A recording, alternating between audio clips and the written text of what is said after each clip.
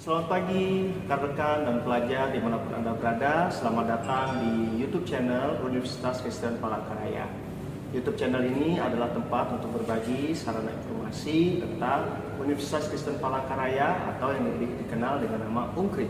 Nah, pada kesempatan ini kita memiliki salah satu program yaitu podcast atau wawancara singkat bersama dengan alumni UNKRIP atau Universitas Kristen Palangkaraya. Nah, pada kesempatan ini juga narasumber kita salah satu alumni telah hadir pada pagi hari ini. Oke, selamat pagi Clara Felia ya. Iya. Ya, selamat datang di podcast bersama alumni ini. Ya. Bagaimana kabarnya? Sehat? Baik Pak, sehat. Sehat selalu ya. Oke, sekarang tinggalnya di mana Clara? Saya sekarang di Gunung Mas, Kuala Kurun Pak. Kuala Kurun. Ya. Oh, oke. Nah, jadi ini salah satu narasumber kita ya. Namanya Clara Felia. Ya, Clara Felia. Oke Clara, mungkin bisa perkenalan dulu, lulusnya alumni tahun berapa dan dari fakultas atau prodi apa nih di UNKRIP? Oh iya, perkenalkan nama saya Clara Felia. Saya salah satu alumni Universitas Kristen Palangkaraya, angkatan 23 tahun 2020. Saya dari program studi teknik sipil. Oh, program studi teknik Ya. sipil ya? Iya. Wah, luar biasa, berarti baru saja nih ya lulusnya nih ya? Iya, betul, baru saja. Oke, nah sekarang kesibukannya Clara apa ya sekarang? Saya sekarang menjadi calon pegawai negeri sipil di Gunung Mas. CPNS ya? Iya, Oh, kapan keterimanya CPNS-nya? tahun 2021 Pak. 2021 Iya, kemarin ya? 2021. Iya, 2021 Oh, kemarin. iya, iya. Di mana penempatannya? Di Gunung Mas, Kuala Kurun. Iya, maksudnya dinasnya di mana? Oh, saya sekarang ada di Bapeda, Badan Perencanaan Pembangunan Daerah, Pengembangan Penelitian. Oh gitu. Jadi tugasnya apa sih kalau boleh tahu selama di kantor itu si Clara? Karena saya masih baru, Pak ya, saya belajar menyiapkan dokumen seperti surat perintah tugas dan surat tugas, ya. Oh, berarti Dan perjalanan dinas, Pak. luar biasa ya pengalamannya sebagai Iya. seorang CPNS ya. Iya. Berarti kapan kira-kira menjadi PNS ini? Masih sekitar 1 tahun lagi mungkin, Pak. 1 tahun lagi ya? Iya, bentar lagi saya akan latsar. Latsar. Iya, latsar. Oh, Nah, luar bentar. biasa. Wah, keren ya. Iya. Nah, lalu saya mau tanya nih, ya dulu kan masuknya di UNKRIP ya kan, di Iya. program studi teknik sipil. Iya. Nah, kenapa dulu kok memilih program studi teknik sipil di UNKRIP? Boleh tahu nggak? Saya jujur aja ya Pak, dulu itu nggak kepikiran mau masuk UNKRIP. Ya. Dulu saya itu mau di kuliah di Jogja, tapi saya nggak dapat. Oke. Terus saya coba lagi di universitas yang di Palangka ini, ternyata nggak sesuai jurusan. Akhirnya saya dengar dari teman, ada jurusan yang papa saya juga mau di Universitas Kristen Palangkaraya. Jadi itu prodi teknik sipil iya, tadi. saya Wah. sekalian masuk situ, sekalian coba di tempat lain. Ternyata saya langsung dapat di UNKRIP, Pak. Dan UNKRIP. ditawarkan banyak sekali dari UNKRIP, Pak. Kayak beasiswa, terus juga lebih mudah sepertinya belajar di situ, Pak. Jadi tertariklah di situ langsung. Wah, Semplop. keren ya. Ya, semplop. Nah, jadi kalau adik-adik dan juga rekan-rekan yang nonton sekarang, Clara menyampaikan bahwa kuliah di UNKRIP memberikan banyak kemudahan. Wah, luar biasa.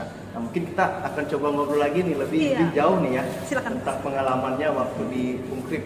Iya. Terus bagaimana kesan pertamanya saat memulai kuliah di program studi teknik sipil di UNKRIP? Coba. Awalnya yang pasti saya gugup, nervous, karena saya akhirnya memasuki pendidikan yang tertinggi. Iya, sebagai mahasiswa gitu Iya, ya. betul. Badan saya nervous, yang pasti juga happy. Karena akhirnya saya bangga sebagai mahasiswa. Ya, seperti itu.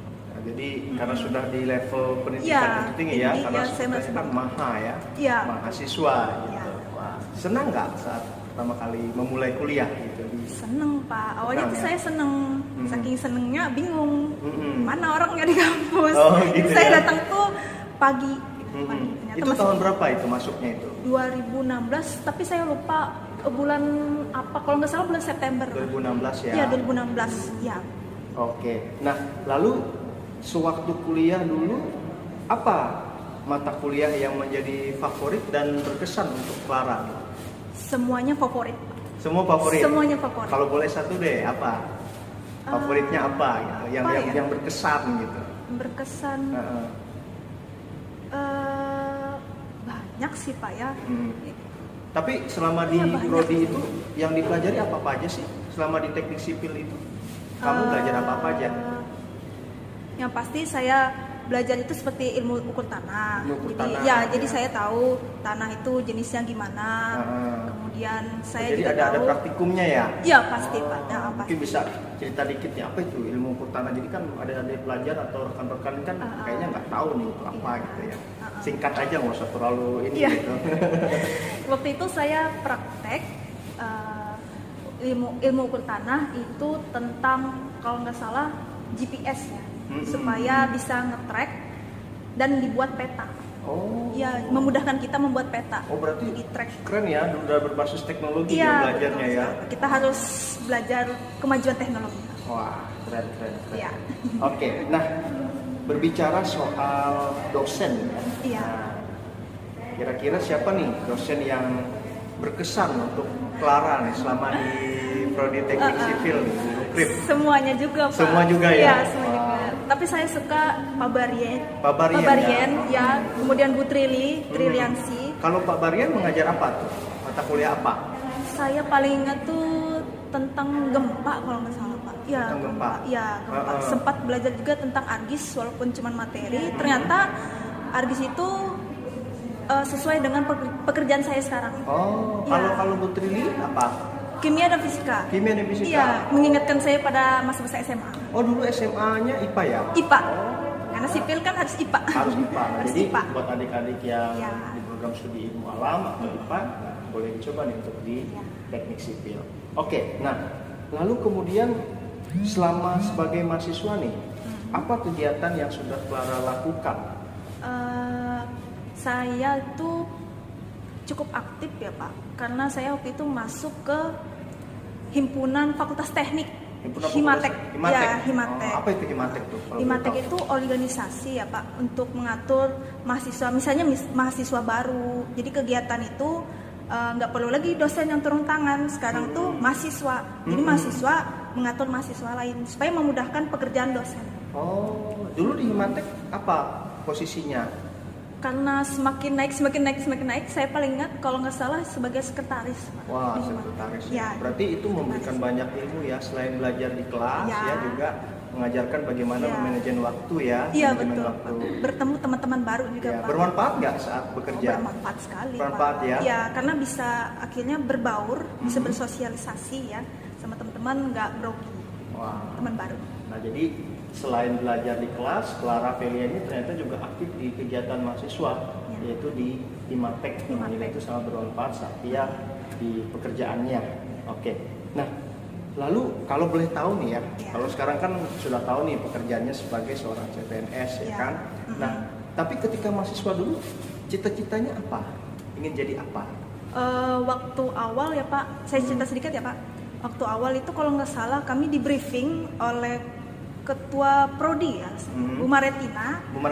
Ketua Prodi waktu itu ya? Iya, waktu itu. Waktu itu saya lihat, wah kece banget nih dosen nih, kece banget.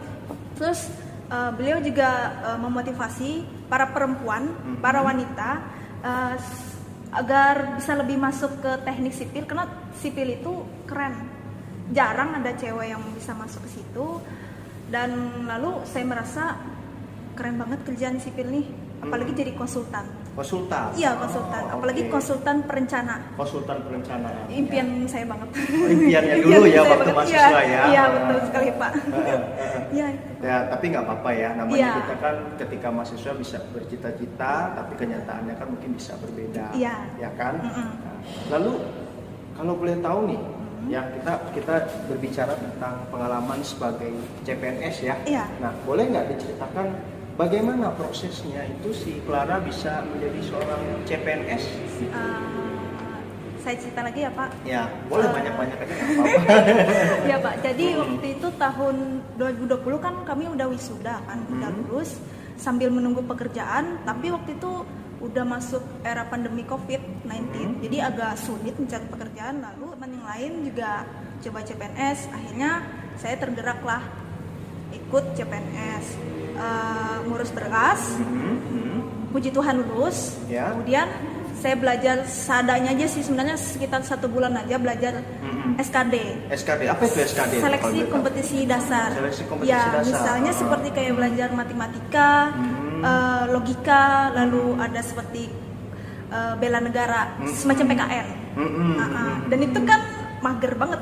Mager ya. Belajarnya ya, mager. belajar, Jadi ya. saya belajar seadanya aja dari YouTube. Ya, ya, baik. Dan nggak sangka waktu itu saya tes, akhirnya masuk passing grade. Nggak nyangka, ya nggak nyangka. Waktu itu peringkat berapa? Peringkat 2. Peringkat 2 ya? Ya, musuh saya waktu itu ada 6 orang. Ada Hanya 6 orang.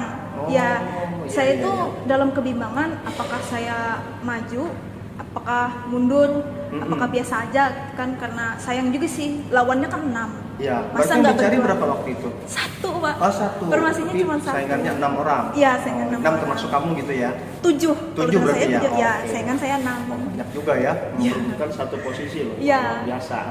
Terus? Terus setelah lulus kan SKD, lanjutlah ke SKB. Nggak nyangka karena dari teman-teman yang lain, cuman saya yang masuk Iya. ke SKB. Saya tuh seleksi kompetisi bidang. Itu apa tuh Jadi- yang dipeskan tuh apa tuh? Nah, yang kalau itu kan yang bidang ini, saya kemarin tuh nggak lihat, ternyata punya saya itu tentang tata ruang. Agak berbeda dikit dari teknik, dari sipilnya, tapi sebenarnya tetap sama. Cuman lebih dipelajari mengenai peta. Peta. Tentang peta ya? Iya, tentang peta. Berarti Jadi- tadi masuk ke ilmu pertanahan tadi ya? Iya. Ada sedikit-sedikit gambaran Ada ya? sedikit, tentang ada sedikit pemetaan ya? gambaran. Iya. Cuman waktu itu kan saya lebih ke konsultan kan, seperti mikir rencana anggaran, biaya atau gambar, Iya.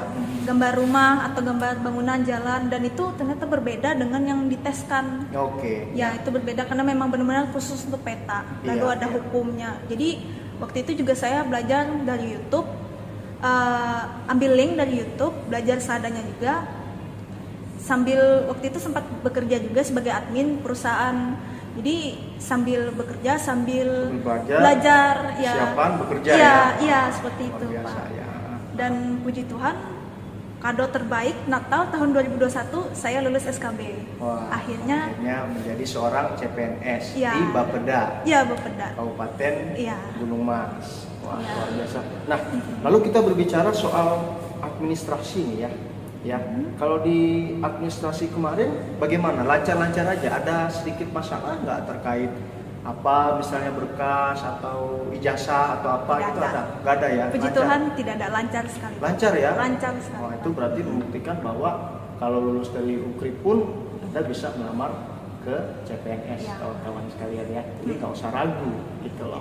Nah, lalu juga kemudian bagaimana persaingan waktu itu? Bisa diceritakan nggak? Ada nggak ingat gimana persaingan waktu itu? Oh ya ada Pak. Saya waktu itu kan saya udah lulus tes SKD kan Pak.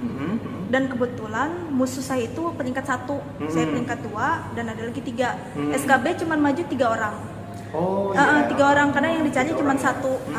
Lalu teman-teman cerita bahwa yang ranking 1 itu orangnya terkenal aktif OSIS, orang pintar, lulusan dari Nggak usah kita sebutkan ya. iya Nah, dari sini salah juga satu gitu lah ya, Palangka gitu ya. juga, Iya. dan orangnya ya cukup pintar gitu Pak. Oh, kalau boleh tahu reputasinya. jenis kelaminnya apa? Laki-laki? Laki-laki. atau Laki-laki. Laki-laki. Ya, kalau saya yang ranking 2 cewek, yang ranking 3 juga cewek. Oh. Ya, yang pertama tuh cowok. Cowok Ya. ya. Gimana lulusannya jauh nggak?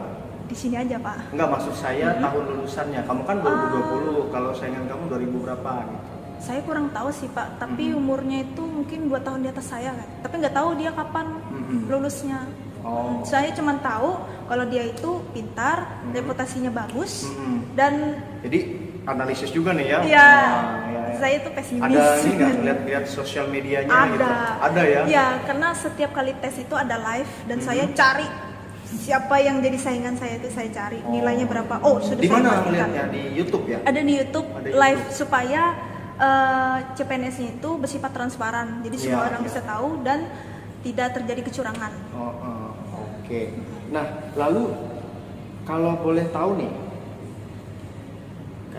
Clara bisa lah ya ajakan gitu ya untuk anak-anak SMA atau rekan-rekan yang masih ingin melanjutkan studi untuk tidak ragu kuliah di Universitas Kristen Palangkaraya, terutama program studi teknik sipil di Fakultas Teknik. Jadi saya ada saran buat adik-adik SMA yang baru lulus, jangan gengsi, jangan malu, walaupun kita masuk dalam kampus kecil, kampus besar, kampus tidak ternama sekalipun, kita itu tetap harus bekerja keras. Yang penting itu hasil kita waktu kita lulus kerja, sukses, dan selesai. Ya, yang penting tetap percaya diri ya, jangan minder berarti ya. Kalau misalnya sudah lulus itu kembali lagi kepada diri kita sendiri, percaya diri ya, dan jangan juga menyerah, gampang menyerah gitu ya. Oke, nah baik, itu saja ya kesempatan kita berbicara dengan salah satu alumni kita yang luar biasa ini dengan ceritanya, pengalamannya ya, Clara Velia.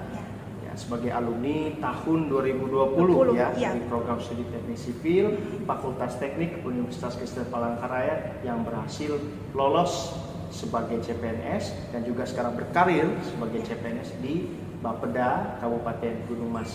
Terima kasih Clara untuk kesempatan dan waktu yang diberikan. Semoga apa yang dibagikan bisa bermanfaat dan juga mengunggah masyarakat terutama di Provinsi Kalimantan Tengah untuk melanjutkan pendidikan di jenjang yang lebih tinggi.